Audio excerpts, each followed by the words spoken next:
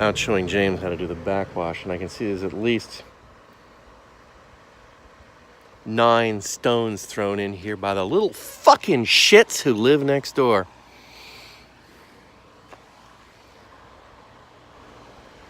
Guess I'm gonna have to set a trap for the little fucktards.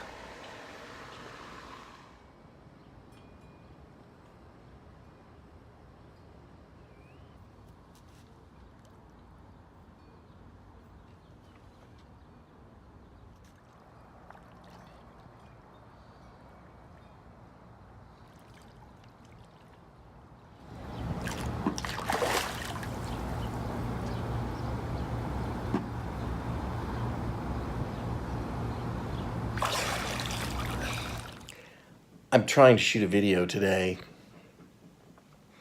and my doing smooth Q gimbal has crapped out on me.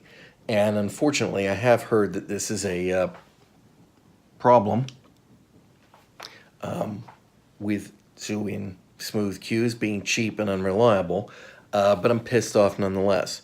The only good thing is that I happen to know that DJI has subsequently come out with the DJI Mobile 2, which is about the same price as the Juin and is of much higher quality. So I guess I'm going to have to get myself a new gimbal. I'm not happy about this. It's not the battery, it's just that halfway through the act it just goes bleh, and it dies. It's done this before, once in a while, but I can't get through the video. I can't get through a single video. I'm gonna have to, yeah, if I want to finish this video today, I'm gonna have to find something else, some other way to do this. Tripod, I think, that's a bit of a pain. Okay, well, I realized that I still had some unused Apple credit on my digital account, and after doing a bit of research into the Doing Smooth Q's problems, I may have mentioned this, it's not too uncommon for the rather cheap Juins to die, and their warranty is 15 days, which I have to say, it takes a lot of balls to make your warranty 15 days on a piece of electronic equipment. But there it is, and that's apparently perfectly legal in the United States, as long as it's, you know, clearly expressed what the warranty is. Anyway, I might fight them to get them to replace it, because I don't think it's been that long, but I'm going to have to look it up to see how long it's been since I bought it. But it may be over a year anyway. It's been many, many moons. I just don't know how many, many moons. I feel like I didn't have it at camp last summer, so... But I went to the Apple... Well, first I went to Amazon, because always you go to Amazon first. And the DJI Osmo 2 Mobile, DJI Osmo Mobile 2, which is DJI's salvo back at the Doing Smooth Q. So basically the DJI Osmo Mobile was in the $300, $400 range when it came out, and it was a gimbal for your phone. And then Doing came out with their $130 gimbal, which is why I have it and not an Osmo, because it's a ridiculous price. And then almost 6 months to a year later, Osmo came out with the Mobile 2, which is $130. And is by all accounts much better, and of course Osmo is DJI, and DJI has much better warranty, and so I had that credit on the Apple card, so I After checking Amazon and found out there was no discounts, I checked and they had them in stock at the Apple store at exactly the same price. And so I picked one up. So DJI, here, let's put it that way, Mobile 2. And now we're gonna go home and we're gonna test it out.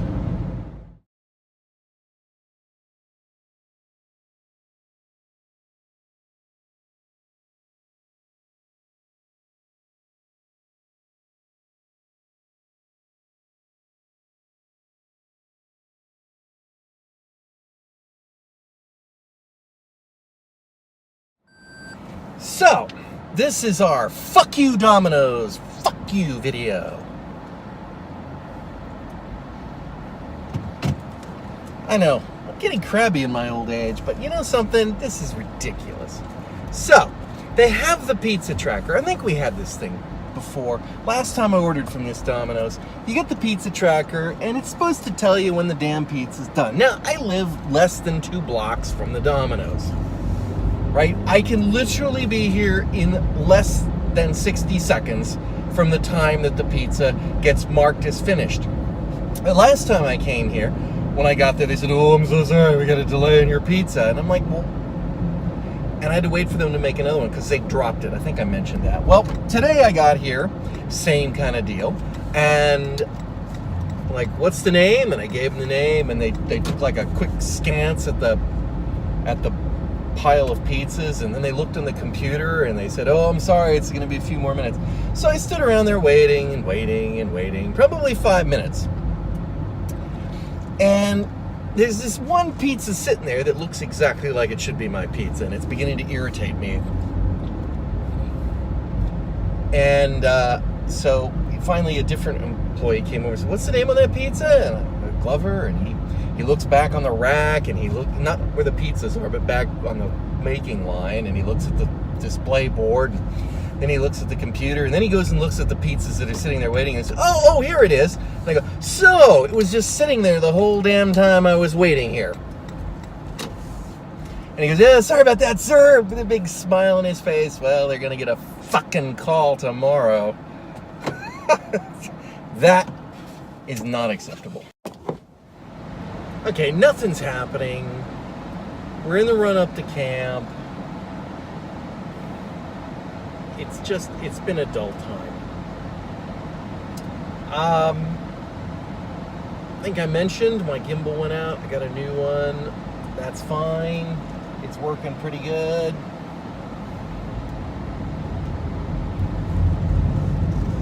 That's practically the last thing that happened. Although, now, so for Camp Quest, Arizona, we have, in our first year, originally I paid for, but ultimately we decided that camp would pay for them, 3-inch patches. Embroidered Camp Quest, Arizona patches with our logo. Because that was really a big deal when I was a kid, when I was in the Boy Scouts. Every event that you went to had an event patch, and you had a limited amount that you could wear on your uniform for event patches, just based on long sleeve, short sleeve, this, that, and the other. There were official locations for them, and event patches were in Arizona we were wearing short sleeve uniforms, and so we basically had, I think, 2 spots for event patches. And so it was really about collecting them. It was about collecting the patches. And I had a collection of every camp out and every jamboree and every Scoutorama or whatever it was that we went to. And so in the first year, our logo is a really great logo for a patch. So I had some done. And we gave some out.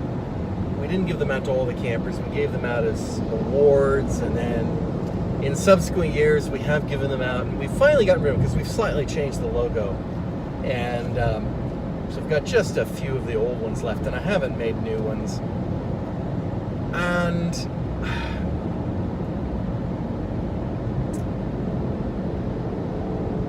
when I made the patches, when I ordered someone to make patches, not knowing what I was doing,